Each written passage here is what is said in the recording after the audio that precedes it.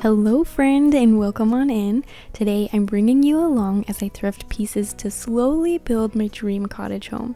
All on a budget and all in a rental. We'll be hunting for charm, character, potential, and maybe a few hidden gems if we're lucky. So let's get thrifting.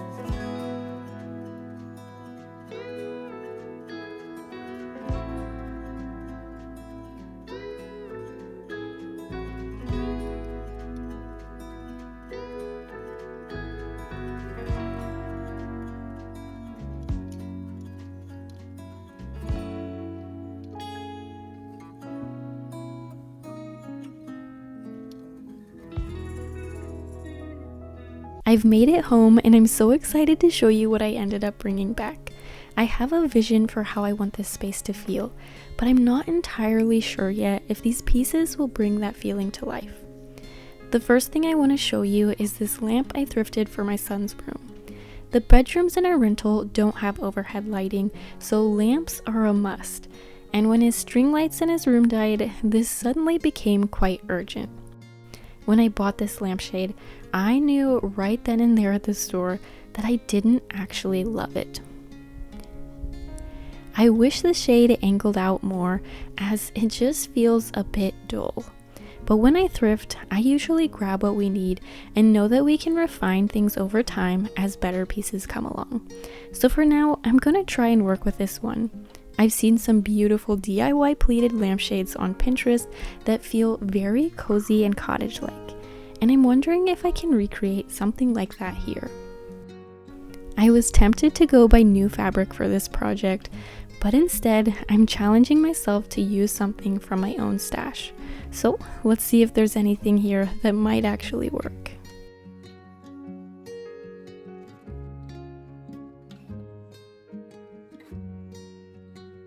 The first option I found is this beautiful floral print.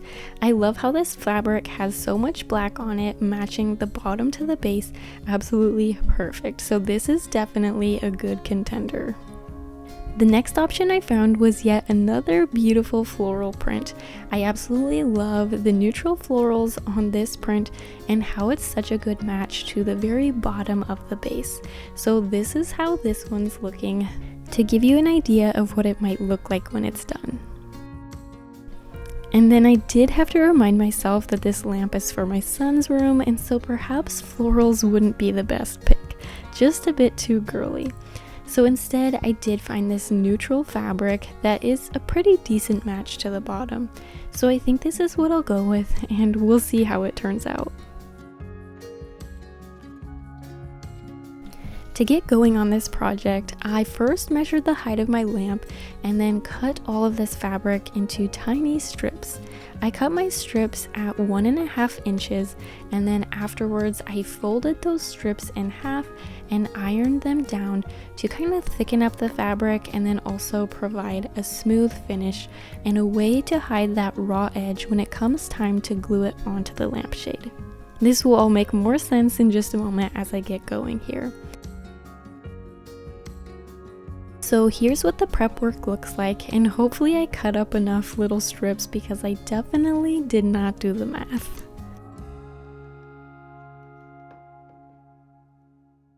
The construction phase of this lamp is actually incredibly simple. It's basically just hot gluing one end of the fabric to the bottom of the lamp and the top of the fabric to the top of the lamp. So surprisingly, this project came along very, very quickly. And crazily and thankfully enough, I had just enough strips to complete this lampshade.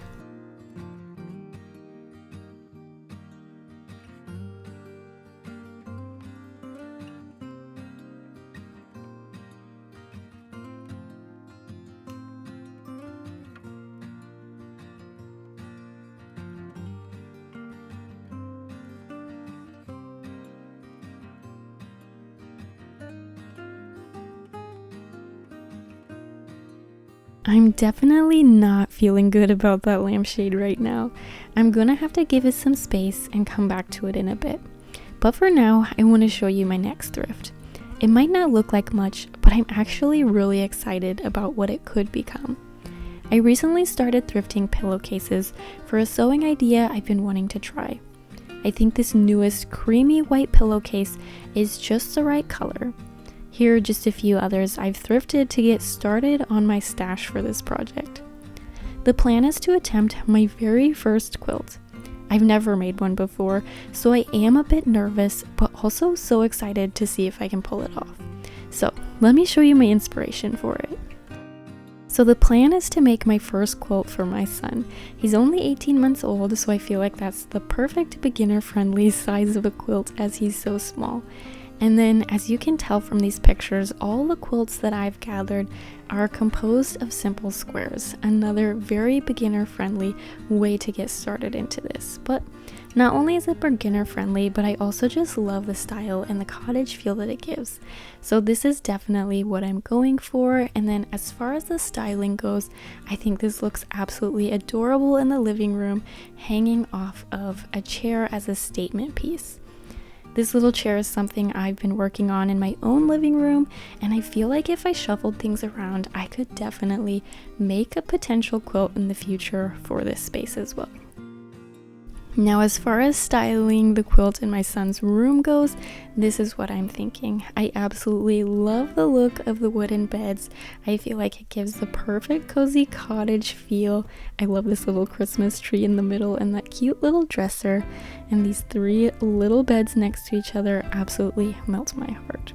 So this is definitely what I'm thinking and what I'm going for. Here's one more that I think is just too cute. Though after looking at these inspiration pics, I do feel like I need to start gathering some fabric pillowcases with a bit more pattern to them for an even cuter quilt.